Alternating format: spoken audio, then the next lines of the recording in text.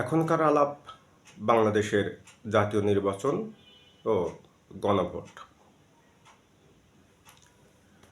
বাংলাদেশের রাজনৈতিক বাস্তবতায় বেশ জোরে সোরেই নির্বাচনের হাওয়া বইতে শুরু করেছে।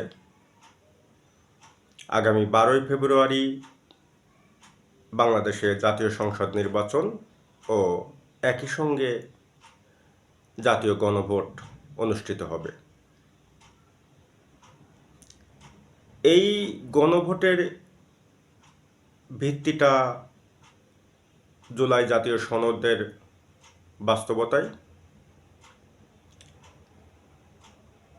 এবারের নির্বাচনে ভোটাররা একই সঙ্গে তাদের জনপ্রতিনিধি নির্বাচন করার জন্য একটি ব্যালট পেপার পাবেন এবং একই সঙ্গে গণভোটে হ্যাঁ অথবা না ভোট দেওয়ার জন্য আরেকটি ব্যালট পেপার পাবেন।